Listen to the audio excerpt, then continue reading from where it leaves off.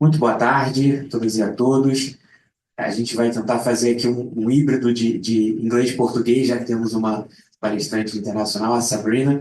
Ah, então, eu queria só falar uma rápida introdução em português antes de a gente passar para o inglês. Esse painel é uma iniciativa conjunta da SPM de São Paulo, aqui com o nosso querido amigo Marcelo, junto com o Laboratório de Inovação de Direitos Digitais da UFPA, LABID, com a Manuela, está aqui com a gente. E primeiro eu queria agradecer a ambos pela organização desse painel, por fazer esse painel acontecer. E agora a gente passa imediatamente para inglês. Welcoming Sabrina, bem-vindo também ao Pedro. My role here as a moderator will be to keep track of the time and to give each of our participants the opportunity to bring their reflections on the subject before we move to Q&A. Quickly introducing our subject, I think that it goes without saying that today surveillance cameras are everywhere, and they do not come only from public initiatives such as Smart Sampa, and I think Marcelo can tell us more about that initiative in São Paulo, but also from private companies. And for those who are not familiar with this, I invite you to do a simple test. Cross the street, exit FGV from the exit of the street Barão de Itambi, and you will find just in front of you a camera from a private company that is doing the surveillance of this area. And the point is, most of these companies share data with public authorities, but we need to raise an important question. Does this practice comply with our data protection legislation? Other challenges also arise from the discriminatory damages caused by facial recognition, which is still marked by sensitive bias. Manuela will address this a lot. So how can we solve these problems? What is the role of civil society and companies? Can standardization play a role here? These are some of the issues that our panelists will address shortly. And without further ado, I'd like to give the floor to Manuela Menezes from LABID, who will bring us the perspective from Bahia. Bom dia a todos, vou começar fazendo a minha descrição. Sou uma mulher branca, tenho cabelos compridos, castanho escuro, estou vestida com roupa de onça e um blazer preto. A gente tem um ponto de preocupação em relação à Bahia, que é uma situação específica por conta do tempo. Quando eu estava fazendo a pesquisa, em 2024, para o mestrado, a gente fez um recorte em relação a vários problemas que aconteceram. Eu vou explicar para vocês o cenário dessa pesquisa. O cenário que a gente escolheu para trazer foi um cenário de uso de inteligência artificial nas câmeras que estavam instaladas numa rodovia. Então, tinha uma rodovia que é reconhecida pela PRF como uma rodovia de alto número de incidentes, de sinistro, e a concessionária da época, que não está mais funcionando lá, tinha essas câmeras de vigilância e passou a usar a inteligência artificial, supostamente com a justificativa de que ajudaria a ter um serviço mais célere, no socorro de possíveis acidentes, prevenir situações de assalto, por exemplo, na rodovia. Mas o que foi que aconteceu? Então, por favor, gravem essa data, é muito importante para as informações a seguir. No dia 24 de abril, foi noticiado por um jornal local que as câmeras com inteligência artificial da Via Bahia, que era a concessionária da época, estavam registrando o uso do celular e a ausência de cinto, as pessoas que estavam trafegando essa rodovia. O equipamento era compartilhado com a PRF e também contribui para a prevenção de crimes como o roubo de cargas. Então, esse é o cenário inicial que foi divulgado à sociedade através dessa matéria no dia 24 de abril de 2024. Quando eu tive conhecimento disso, a skin pesquisadora ativou e fui imediatamente para a política de privacidade da empresa, verificar se essa informação estava lá na política de privacidade e qual era o critério para fazer essa situação. Então, a política de privacidade da empresa era de 2021 e não tinha essas informações sobre esse novo fluxo de tratamento de dados. Então, chama atenção também para a gente a necessidade das políticas estarem sempre atualizadas, sempre revistas, né, por conta desses problemas com os titulares, e também o direito dos titulares saber. Então, dia 25 de abril, eu peguei o carro e fiz o trajeto Salvador, Feira de Santana, que é o que passa por essa rodovia, procurando placas de identificação que informassem para os titulares, usuários da via, que tinha essa nova sistemática aplicada. Não encontrei nenhuma placa de sinalização.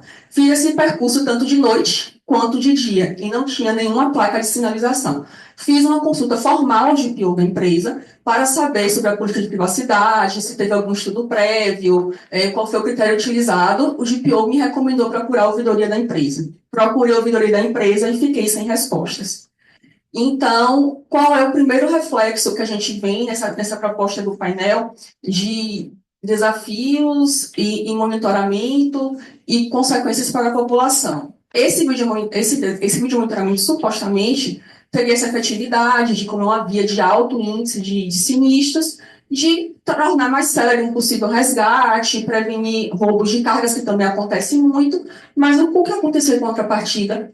Houve um aumento de 2.700% no índice de multas nesse trecho por conta dessa nova tecnologia que os titulares não estavam sabendo o que estava acontecendo. Então, a gente vê também algumas violações em referência à proteção de dados e outras sistemáticas.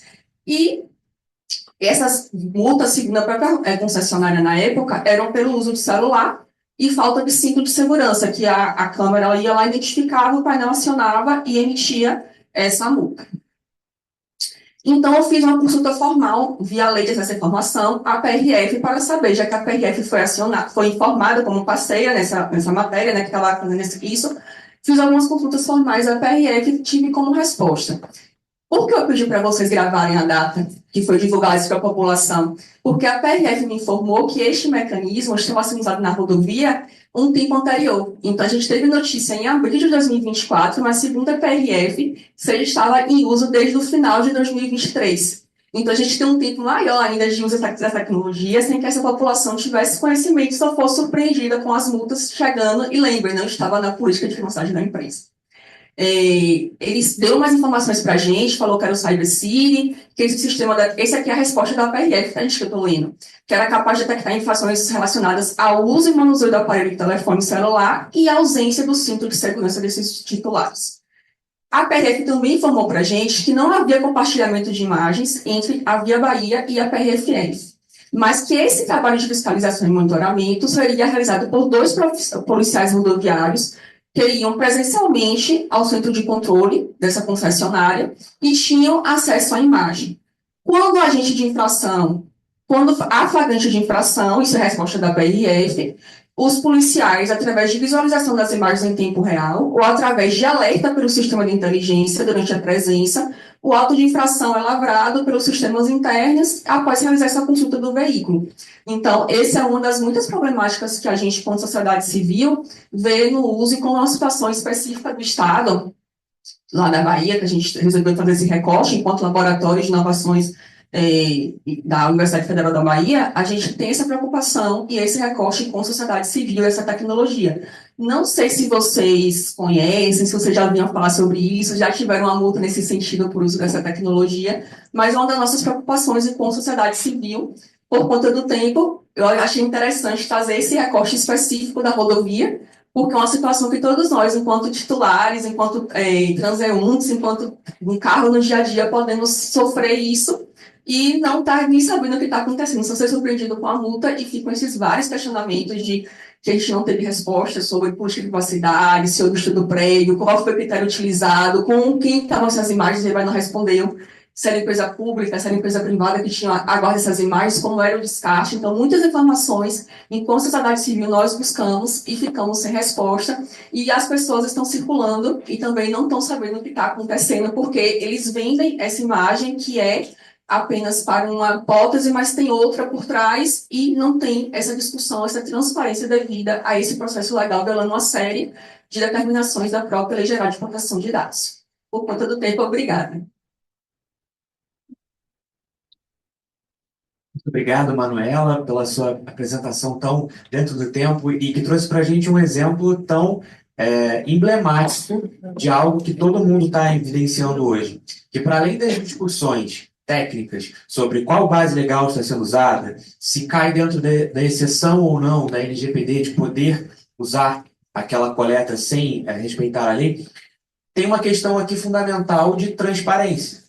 E isso a gente tem observado muito, como que as empresas elas desrespeitam sistematicamente essa obrigação de trazer informações simples que deveriam estar lá. Então, uma primeira sinalização que nós temos em relação a esse tema. Sem mais, passamos para o nosso querido amigo Marcelo Crespo, nosso coordenador da ESPM São Paulo. Good morning, everyone. Thank you, Felipe, for making part of this panel, and so Manuela and Pedro Diogo and Sabrina, nice to meet you online again. To guide my remarks, I'll organize my speech into three main pillars concerning AI and surveillance. So the first would be the tensioned balance between public safety and individual privacy. The second one would be the practical steps we can adopt to ensure transparency and fairness. And the third one would be the innovative governance framework, as I will propose here, to make us have a better accountability and civic participation. Well, driving us to the first pillar, we all heard the general session a few minutes ago, where the Rio de Janeiro Integrity Secretary told us about how we feel usual to surveillance. It's something that is happening. We can't deny that. So I believe all of us recognize that surveillance cameras are important tools for enhancing public security. In Brazil, our constitution and our LGPD assigns the state the duty of ensure public safety, but regarding data protection. So there's a big and inherent tension. While surveillance technologies offer clear safety benefits, they must also respect systems' fundamental rights to privacy, as Manuela just told us. So this tension often becomes clear when private companies share surveillance footage directly with law enforcement agents, sometimes without adequate transparency or clear legal standards. That's what Felipe just said. This creates serious privacy risks, such as misuse of data, unauthorized profiling, discriminatory practices, especially when AI-driven facial recognition and biometric identification come into play. So, the first key point of this discussion is that surveillance must always be weighed against constitutional guarantee of privacy and data protection. Moving to the second pillar, we must ensure transparency and fairness. Given this delicate balance, the second pillar must be focused on ensuring transparency and fairness and accountability in practice. To reach that, to achieve that, I suggest some practical steps. First of all, an impact assessment. Cities should conduct evaluations of potential risks and biases in surveillance systems, disclosing their objectives, methodologies, safeguards before deployment. Second, independent audits. Felipe just mentioned Smart Sampa, the surveillance system in São Paulo, and we don't have any audit in Smart Sample.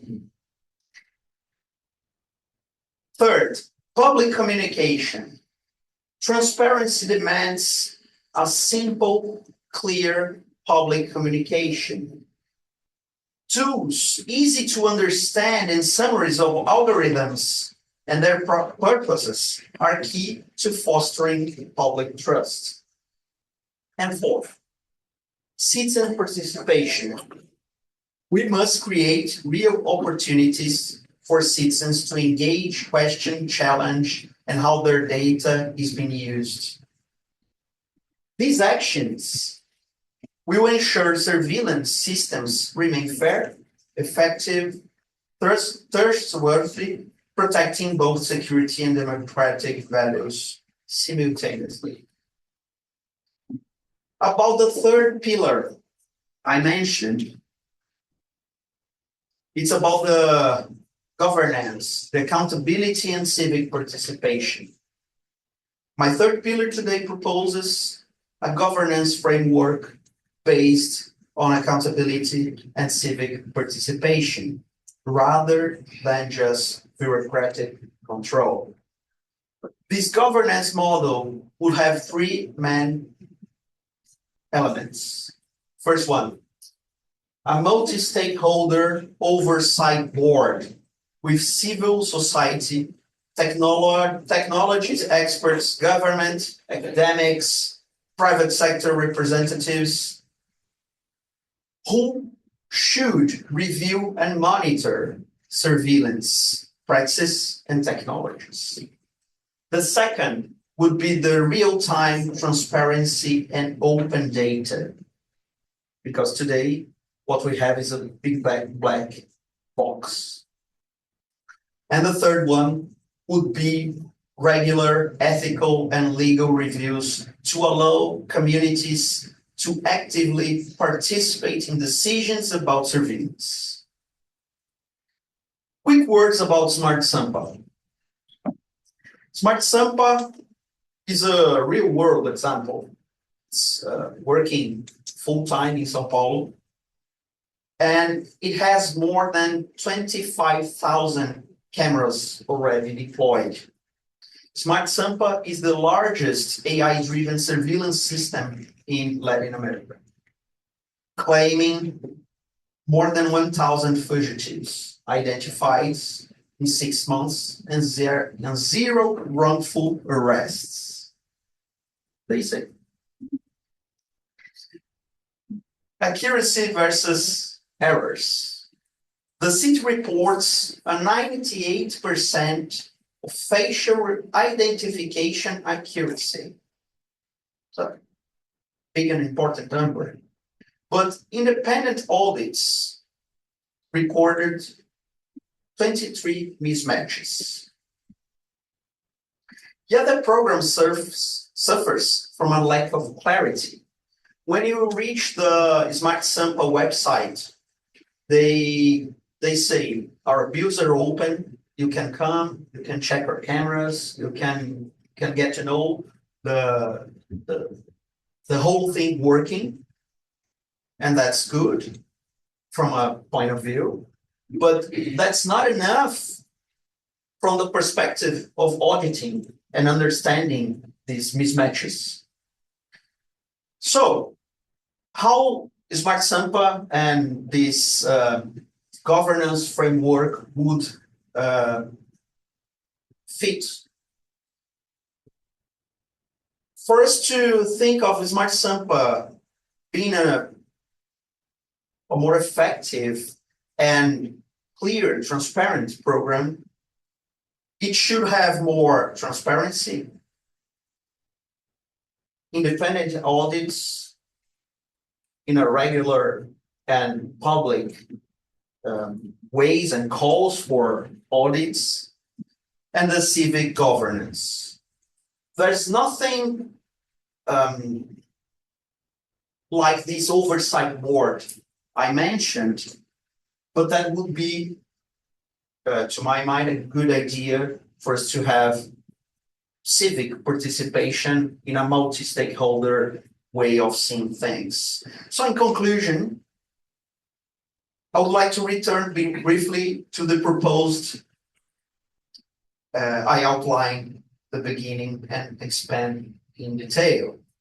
As I mentioned, the future of surveillance and AI isn't only about technology itself. It's primarily about the choices we're making as a society. These choices must guide how technology is used, controlled, and monitored. My proposal today is a structured three-pillar governance framework. First, balancing safety with individual privacy, recognizing that both values are essential and not mutually exclusive. Second, we must put into practice real concrete steps to guarantee transparency and fairness. And finally, I understand that we should have a governance framework based on real accountability and active civic participation. By adopting these mechanisms, we would be able to build a framework capable of truly protecting human rights. I'm convinced that this is a realistic and achievable goal. Depends on us, depends on civic participation, and we should pursue this together. I believe I got into the time, so thank you very much. Thank you so much, Marcelo, for bringing us such an interesting perspective from Smart Sampa's case in São Paulo. There's something I'd like to highlight in the Smart Sampa's case, which is most of the cameras used by Smart Sampa are from the private sector. So these are partnerships that are made between the public sector and the private sector. And the question is, on which grounds? What are the terms and conditions for this? What is happening? That's something for us to take into consideration. Another subject that I would like to highlight from what Marcelo said is about the cultural differences, and that links us to Sabrina, who's our next speaker. But it links us to Sabrina because cultural differences play a major role here. For instance, I can spot here some people I know are not from Brazil, and it's easy to see that we have a different perception than people who live abroad in terms of how much of our privacy would we give away for safety reasons. Because we live in a very unsafe place. Brazil is a very unsafe place. So for us, it's kind of natural to have cameras everywhere. We give too much. But when we go, for instance, to Europe, and that's something that I've found a lot of my research that I did for my PhD, I was doing a comprehensive research on the use of facial recognition systems in the States, for instance, Brussels, and they have a law that is called Loi Camera. It's a specific law that says that you must have a lot of rules to have private cameras to surveillance your own house. And in Brazil, it's much more open because we are more willing to give away our freedom for safety reasons. So these cultural differences must be taken into consideration. Well, with that being said, I'd like to ask Sabrina, who will help us understand the European Union from her perspective at Pauki. First, considering the subject of AI-driven surveillance and monitoring for more security and safety, what is the European Union's approach? Could you share your thoughts on potential pitfalls? Thank you so much. Yes, of course. And I hope you can all hear me well. Perfect. Well, thank you so much for having me, even if in virtual format. And yeah, more than happy to share some insights about the European Union's approach. I'm sure many of you will have heard about a new law that is being implemented, the EU AI Act, It is a comprehensive new law that regulates the use of AI systems in the European Union, and it also covers surveillance. Now, in the law, in Article 5, there is actually a section that specifies certain AI use cases that are prohibited. So that actually would mean these type of systems are not allowed to be used in the Union. Some examples are, for instance, ban on social scoring AI. These systems are similar perhaps to the social scoring system we maybe see in China, or a ban on predictive policing purely based on profiling. So here we're talking about AI systems that would calculate the likelihood of someone committing a crime based on certain characteristics and features. Now, when it comes to surveillance and monitoring in citizens in public places, generally using smart surveillance, as in AI-powered surveillance, is prohibited as well, but there are exceptions. And it was a major point of discussion to finalize the EU AI Act. And here specifically, these exceptions is for certain law enforcement requirements, such as identifying or locating missing persons, imminent threats, and serious crimes. To get permission to implement surveillance or smart surveillance for these reasons, there need to be certain conditions to be met by law enforcement. It needs to be strictly necessary and proportionate. It needs to be authorized by relevant public body, and you need to perform a fundamental rights impact assessment, which sort of refers to also what Marcelo was sharing, to assess potential risks to fundamental rights and freedoms. And there are some other requirements as well. Now, while this sounds good in theory, there are some concerns and potential pitfalls with that in the European Union as well. And yes, to your point, it is stricter, but there are some risks. One is an implementation gap. So here, especially across countries, there is a risk that different countries will implement this rule differently, and then you will see different type of enforcement of small surveillance on a country-by-country basis in the European Union. Then there is also something called mass surveillance creep. And you've just touched on this point as well, is that the hurdle to implement smart surveillance is high, but once it's implemented, usually the question is what stops us of just keeping it, right? And just leaving it there. And I thought your comment was actually also interesting on CCTV. London is actually the #1 city outside of Asia with the highest number of CCTV. And people are just used to it, and you're already sort of under surveillance. It's just not smart surveillance. And then, of course, you have the concerns, and it was also already mentioned, of bias and accuracy of these systems, especially if you need to identify an individual. But then there's also things such as chilling effects, right? So, and this is more related to if you know that there is smart surveillance in place in a public area, people or individuals are maybe deterred to go on demonstrations, use free expression because they're concerned it could be possibly used against them. And so I think only time will tell how this is going to play out in the European Union once these type of systems are being installed.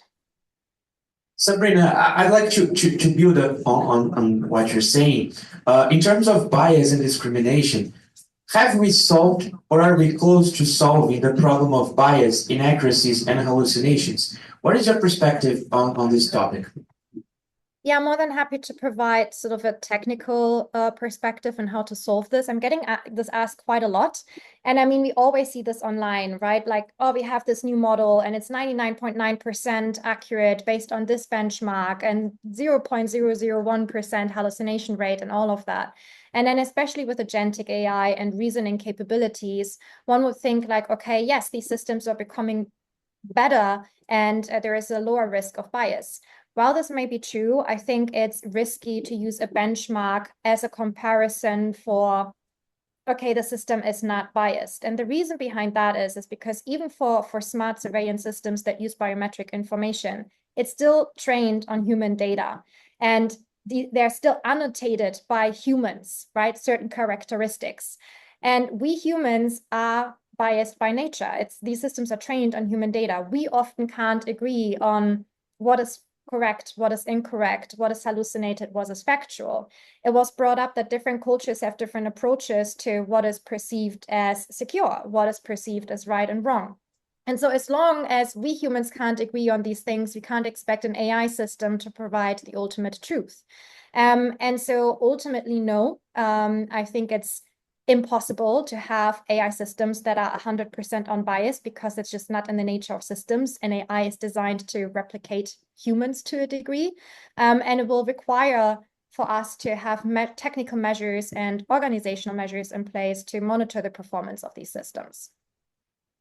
Thank you so much, Sabrina. This raises another important question for us to later maybe we could discuss this as a panel on to which level can we tolerate, we put up with discrimination when we know that it's still there and we can't fully eliminate it from the process. That's something for us to also keep in mind. Thank you so much, Sabrina. Moving now to Pedro.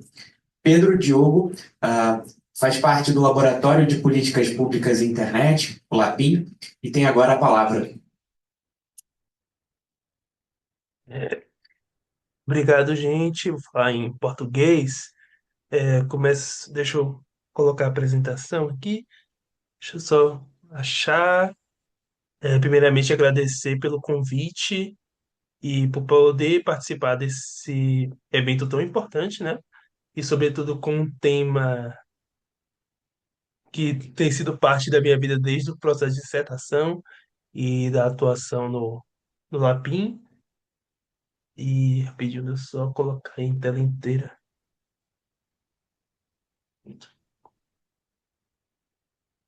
Vocês estão me ouvindo bem? Vocês estão vendo a apresentação? Ouvindo bem. Obrigado. Então, começando com minha autodescrição, eu sou Pedro, sou um homem negro de pele parda, tenho cabelo crespo, estou usando óculos e uma camisa social listrada.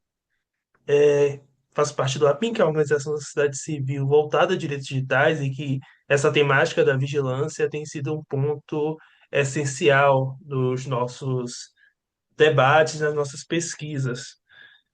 E, nesse sentido, tendo em vista a temática, o nome da mesa me chamou bastante atenção e eu quis pensar essa apresentação a partir desse título dos dilemas. Achei bem interessante, pensando quais são os dilemas que são importantes para nós da sociedade civil, nós da academia, sobretudo que estamos discutindo essa intersecção entre segurança pública e novas tecnologias e vigilância. E, nesse sentido, eu trouxe esses três dilemas, um que parte da tecnologia, um outro que parte sobre inteligência e outro que parte a partir do direito mesmo, do ordenamento jurídico e como ele está recebendo essas novas tecnologias. E o primeiro ponto é falar de o que são essas tecnologias, né? O que é que a gente está vendo de adoção, cada vez maior uso do reconhecimento facial. A gente vê desde 2018, 2019 um processo de expansão extremamente massivo no território nacional do reconhecimento facial, mas também a possibilidade de uso de perfilamento comportamental, o compartilhamento massivo de dados entre diferentes agências estatais também é um ponto de preocupação, e uso de sistemas de policiamento preditivo nesse sentido. Então, há todo um organismo, uma estrutura de diferentes tecnologias sendo adotadas no território nacional e algumas tecnologias que vêm de um fluxo global de uso de sistemas. Por exemplo, a gente tem lá no LAPEN esse relatório, a Manuela trouxe a perspectiva da PRF com a Via Bahia, e há uns anos atrás teve uma contratação pela PRF para a extração de bases de dados biométricos do sistema de dados das carteiras de habilitação. E foi um processo extremamente problemático no sentido de nós temos uma estrutura normativa que defende o princípio da finalidade. Então, dados que não tinham relação direta com segurança pública estavam sendo buscados para a utilização nessa. Então, você tem esse processo de compartilhamento cada vez maior, de redes de compartilhamento de dados para fins de segurança pública e que convergem também para o uso para a estrutura de sistemas de muralhas digitais nas cidades. A gente já falaram aqui do Smart Sampa, mas queria trazer também o projeto Câmara Interativa, que tem aqui na Bahia, que é um projeto de compartilhamento de câmeras privadas com a Secretaria de Segurança Pública, e que eles têm até um elemento bem particular, e que são a existência de empresas de pessoas jurídicas de direito privado que fariam essa integração entre as câmeras privadas e a Secretaria de Segurança Pública. E, tipo, essas integradoras que teriam a maior responsabilidade jurídica, em vez do que a própria secretaria, segundo as respostas dessa própria secretaria. Então, você vê uma forma aí de cada vez mais compartilhamento e também demonstra o ponto da participação do setor privado, que tem sido destacado em várias falas aqui, como o setor privado se coloca presente nesse espaço, no Smart Sampa, no uso do câmera interativa. Nós temos também o reconhecimento facial como um grande protagonista disso, dessa atualização tecnológica.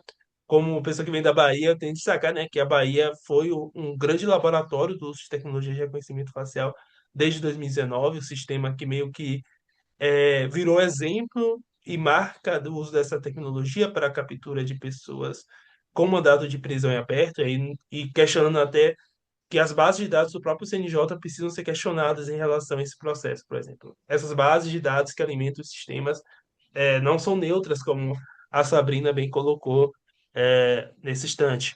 E aí trazendo também até os dados do pessoal do Panóptico, que é o monitor de reconhecimento facial lá do SESEC, Centro de Estudo de Segurança e Cidadania, onde eles já botam que tem 421 projetos de reconhecimento facial no território nacional, e isso leva potencialmente a 87 milhões de brasileiros ou pessoas que estejam no território nacional sendo vigiadas por esse reconhecimento facial. E eu trouxe a perspectiva do drones até porque recentemente a gente teve a notícia lá em Salvador de que a prefeitura vai começar a utilizar drones com uso de reconhecimento facial para monitoramento no centro histórico, também sempre reforçando aquela relação que existe entre o crescimento dessas tecnologias com o turismo, então com uma lógica de proteção de um espaço que recebe uma população externa e a gente precisa proteger aquele espaço, e drones têm sempre a potencialidade para levar a correlação entre vigilância e poder bélico também é uma preocupação aqui, sobretudo quando a gente já chegou até a ter discussão no Congresso Nacional sobre regulação de sistemas de armas autônomas, até no âmbito do 2338. Então, a utilização de drones e essa convergência entre identificação biométrica e sistemas aéreos é bem preocupante também nesse processo. Então, e o segundo dilema que eu queria trazer é, tipo, a gente fala muito sobre inteligência nessa lógica, e estava até no título da mesa, e nesse sentido, é bem preocupante para nós ver existe uma correlação muito forte entre trazer tecnologia e correlacionar ela com a ideia de inteligência em uma forma de atualizar a percepção sobre segurança pública, ou seja, uma segurança pública tem problemas, e com a tecnologia ela se torna mais inteligente, e aí os problemas serão melhores resolvidos em comparação com a segurança pública antes dessas tecnologias. Então, a tecnologia, a partir do seu caráter técnico, do seu caráter matemático e desse processo, ela se torna melhor em vista ao uso de tecnologias. Mas a gente entende que a gente precisa questionar, primeiro, o que significa a segurança pública mais inteligente com essas tecnologias, em vista os problemas é, internos que existem no processo de segurança pública, sobretudo no contexto brasileiro, um contexto de forte violação de direitos fundamentais, forte violência institucional, sobretudo contra a população negra, né? Então a gente precisa quais são os problemas da segurança pública reais e o que essa tecnologia está auxiliando. Quando a gente pensa tecnologia, como trouxeram aqui, que tem vários problemas de viés, sendo adotada em um sistema penal que tem um problema histórico de discriminação racial, o que é que isso significa? Qual o problema que a gente está resolvendo aqui? A gente não pode é, afastar o uso dessas tecnologias de um sistema de justiça criminal que promove violência institucional, chacinas, um processo de violação sistemática de direitos. A gente está falando de um sistema de justiça criminal que o elemento carcerário, por exemplo, foi literalmente definido pelo Supremo Tribunal Federal como um estado de coisas inconstitucionais. Então, a gente não pode deslocar a adoção dessas tecnologias desse cenário de violação sistemática de direitos. no âmbito da justiça criminal e das agências policiais. E nesse sentido, é perguntar, por exemplo, se essas tecnologias estão sendo adotadas até agora estão supostamente realmente melhorando essa sensação de segurança, que é um ponto fundamental. Eu sou da Bahia, então a gente tem a adoção de reconhecimento facial há muito tempo e isso não tem melhorado a segurança pública na Bahia. É, novamente, a questão da lucratividade carcerária, no sentido de quanto o setor privado ganha na expansão das tecnologias de vigilância e na expansão tecnológica do sistema penal.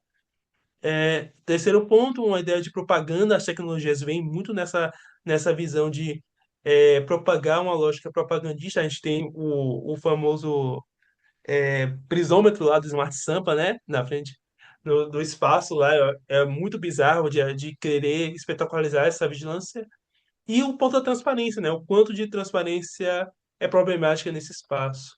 E aí, trazendo um relatório que a gente fez com a galera do SESEC, o Lapinho e o SESEC, quando a gente expôs o quão baixa é os níveis de transparência no uso de reconhecimento facial nesse processo.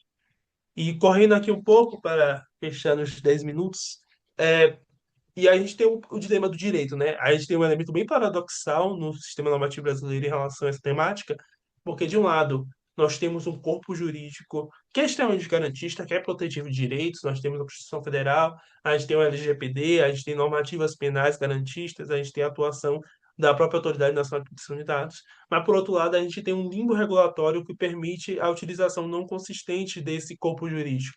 A ausência normativa, a gente não tem uma normativa específica para a proteção de dados em segurança pública. A gente está em a regulação da inteligência artificial em um estágio bem lento lá de discussão ainda, e a falta de real enfrentamento do nosso Estado em relação à violência institucional existente.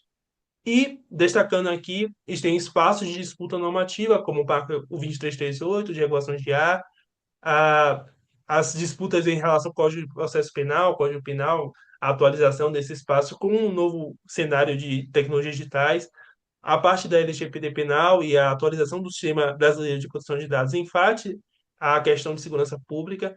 E atualmente a gente está com um novo cenário da Portaria 916 de 2005 do Ministério da Justiça, que busca regular o uso dessas tecnologias de inteligência em segurança pública.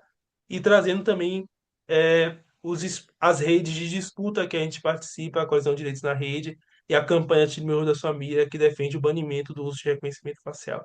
E peço perdão por ultrapassar o tempo e agradecer por poder participar desse espaço e ficar bem abertos a novas discussões e novos contatos. Obrigado, gente. Muito obrigado, Pedro, por trazer essa visão tão importante da sociedade civil, com dados tão atualizados. Eu acho que mais importante do que a gente conseguir respostas é a gente fazer as perguntas certas. Eu acho que a gente está conseguindo cumprir com isso. Queria só, antes de abrir para os 15 minutinhos que a gente tem de perguntas, temos aqui um dado que a Manuela estava me passando aqui, que eu achei muito interessante, queria que ela compartilhasse com a gente. Oi, pessoal, porque ele estava falando aqui, eu estava fazendo alguns apontamentos por conta também da nossa. É uma área muito comum de estudo essa questão da Bahia, né? Que somos baianos, então a gente estuda muito essa questão do reconhecimento facial, que começou em Salvador. E dois pontos. Uma é quando eu estava fazendo essa palestra em uma faculdade em Salvador, a Católica, tinha uma aluna que era da cidade de Ceabra, que é uma cidade que tem reconhecimento facial, e ela não sabia que a cidade dela tinha um reconhecimento facial na rua. Ela descobriu isso quando viu os números lá que a gente apresentou nessa palestra. E outro ponto que Pedro falou sobre o reconhecimento facial, as prisões, é que a gente tem uma questão. Vocês sabem qual é o custo de cada prisão por reconhecimento facial na Bahia? Vocês querem chutar o valor? Quanto é que custa uma prisão por reconhecimento facial? Qualquer valor, pode chutar. 3 mil. Quanto? 3 mil. 3 mil. Mais alguém?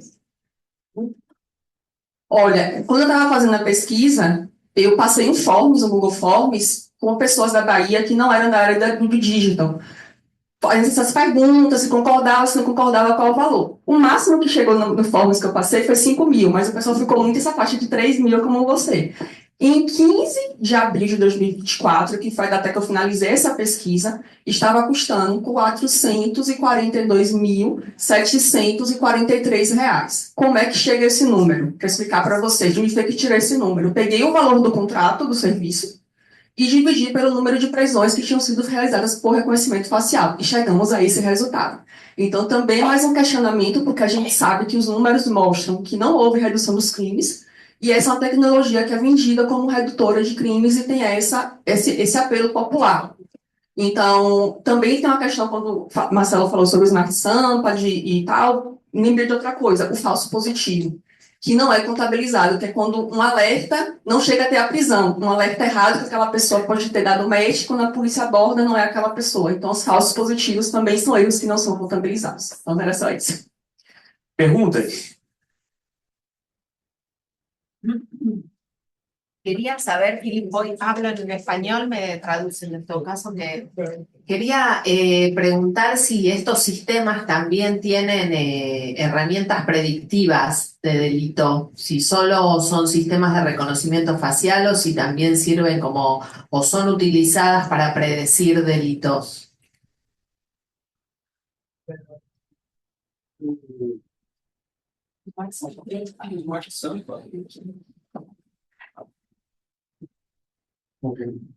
O programa Smart Sampa não fala nada especificamente em inteligência artificial. E a grande questão que o Felipe colocou, grande parte das câmeras que são privadas, alega-se que essas empresas não fazem o uso da inteligência artificial. Então, é uma questão que é um pouco obscura para a gente entender como é feito o reconhecimento na prática. Mas, em princípio, não há aqui uma descrição da predição, como você bem perguntou. Não, ela quer falar sobre isso. Eu posso fazer um comentário? Fazer um comentário. Sorry, Sabrina. We have some technical issues specific here. I'll be speaking clearly in Portuguese this time. I'm sorry about that. Com relação ao Smart Sampa, eu queria deixar claro que não é uma questão pura e simples de fazer uma crítica ao programa Smart Sampa. Não é? O edital que foi publicado chamando um consórcio para agregar as câmeras, ele é um edital muito bem detalhado, 27 páginas. Eu cheguei a fazer uma pesquisa lá, tem quase 300 vezes a palavra privacidade. Você encontra lá muitas referências às normas ISO. Né? Então, apenas para deixar claro que a grande questão que a gente precisa debater sobre o programa não é a existência dele, é como ele opera na prática. Porque se você lê o edital, se você gastar um tempinho para ler o edital do Smart Sampa, você só vai ver coisas boas. Você lê o edital e você fala, poxa, que legal, estão preocupados com privacidade, fala em auditoria, fala em criptografia, traz um framework que eu discordo pela simplificação de como ele foi colocado aqui. Mas tem um framework aqui na página 3, uma matriz de risco à proteção de dados. E aí, cada um pode adaptar e utilizar a sua. Eu discordo, acho que está simples demais. Mas tem até uma matriz de risco de proteção de dados. Então, não é... E eu quero tomar esse cuidado, porque quando a gente traz esse debate, é importante a gente debater a transparência, accountability, tudo o que dissemos, mas sem jogar fora tudo aquilo que é bom. Acho que o programa Smart Sampa, a gente não deve jogar pedras, pura e simplesmente, não é isso. O que eu acho e que falta, aparentemente, talvez seja uma questão de comunicação do órgão governamental, é mostrar essa transparência que a gente quer ver como ela está descrita no edital. Eu acho que na medida em que a gente tiver isso mais visível, esses comentários, muitos dos comentários que nós trouxemos aqui, eles podem até ir por água abaixo. Agora, é importante pensarmos no que disse o Pedro, porque o uso da tecnologia não necessariamente vai reduzir o crime. Ele pode deixar mais ágil a captura de alguém, mas não necessariamente reduz o crime. Então, temos coisas assim, precisamos melhorar o Smart Sampa, como? Ligando ele a políticas públicas de inteligência investigativa e policial, para não ser um mecanismo simplesmente de reconhecimento de alguém que está na rua, porque senão você não melhora o índice de efetividade ao combate do crime. E por aí vai. Me desculpa ter estendido um pouquinho aqui, mas eu queria deixar claro, né? Não é um ponto simplesmente da gente dizer, ó, Smart Sampa não é de Deus, né? Vamos jogar fora isso aqui, não é isso. O edital ele é muito bem construído, inclusive.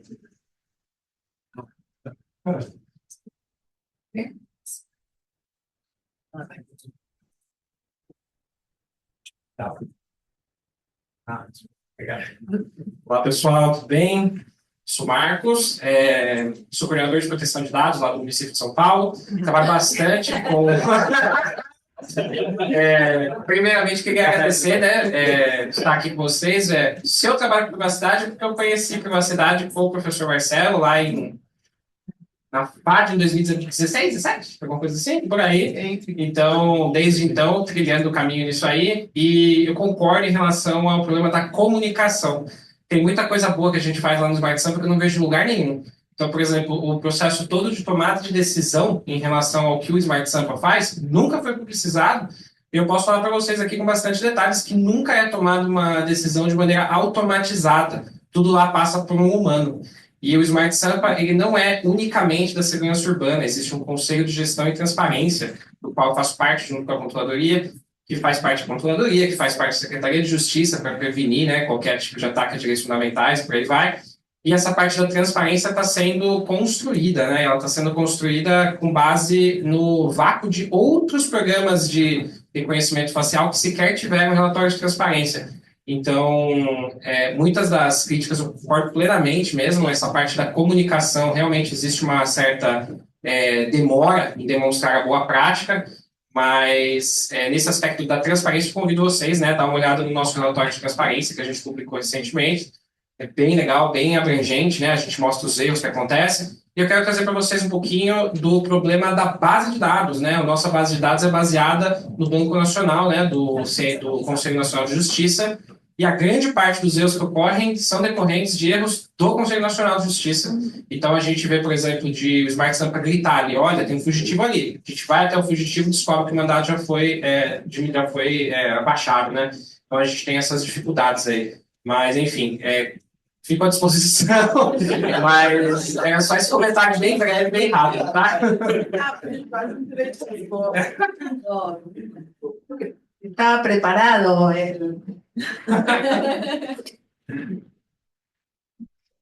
Mais alguém? Aqui. Nossa, especialista em quem, né? Olá, vou tentar. Não sei, português e inglês. Eu sou dos Estados Unidos, pesquisador, doutorando na Universidade de Illinois. Eu faço pesquisas sobre uso de reconhecimento facial e AI no Brasil para a segurança pública e sobre ativismo no Brasil. Posso fazer pergunta em inglês para vocês?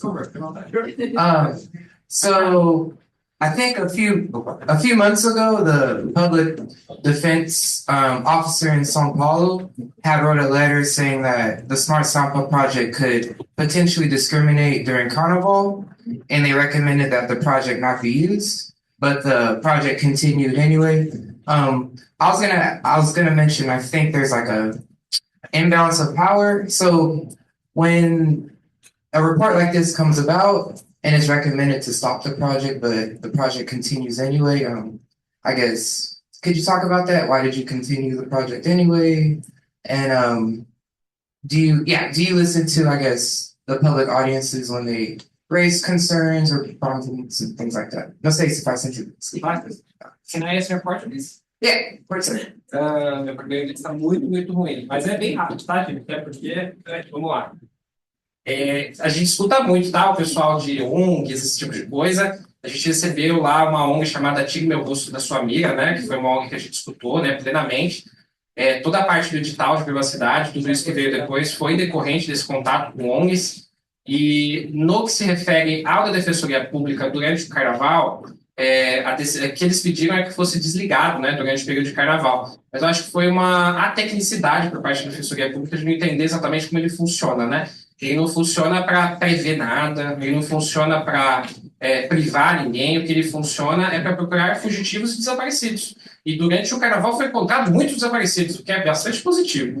Então, nesse aspecto da Defensoria Pública de solicitar, acaba não sendo um motivo aparentemente válido para que se desligasse. Tanto que foi uma decisão bem extensa, né? Não foi só da Secretaria de Segurança Urbana, né? Passou pelo lado político também.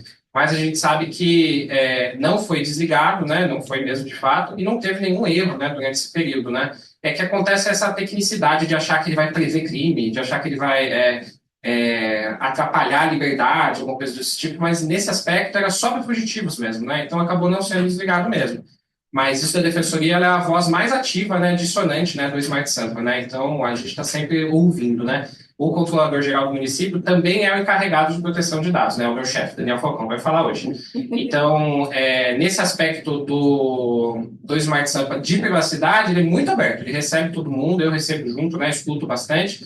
Então, é muito próximo do terceiro setor, das ONGs, todo o tempo. Mais alguém? Só temos tempo para mais uma.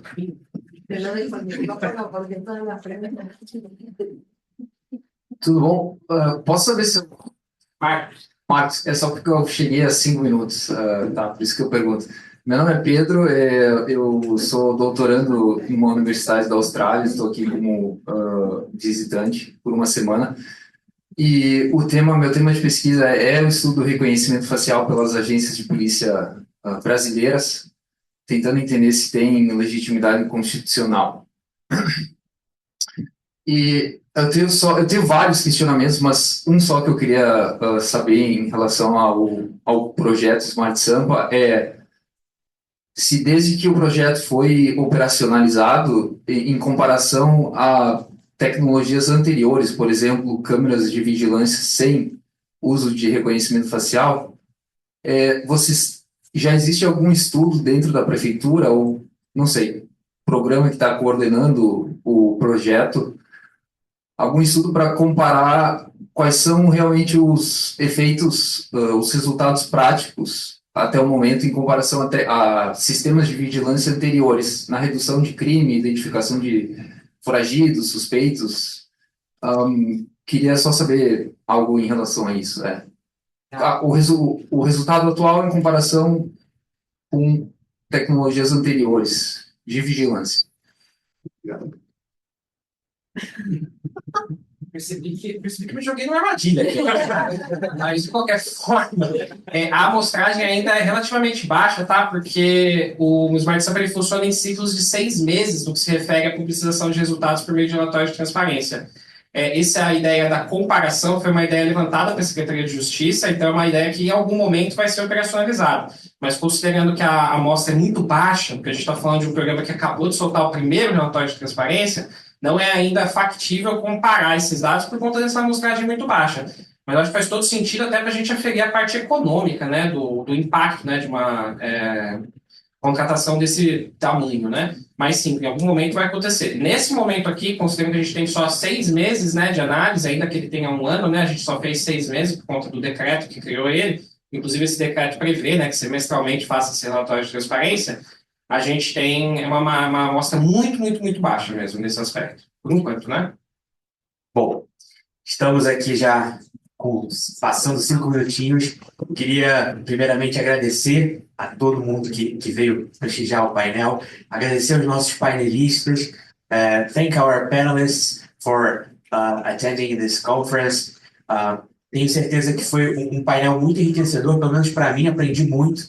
Então, tenho certeza que aqui é só o começo de discussões que a gente pode continuar fazendo agora também no almoço e ao longo dos nossos dias aqui na conferência. Muito obrigado e até uma próxima.